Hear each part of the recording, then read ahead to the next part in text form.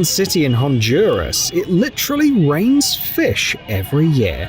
Locals call this rare event the fish rain, and it usually happens between May and June. Scientists think it's caused by powerful winds or water tornadoes that lift fish out of the Atlantic Ocean and drop them over land.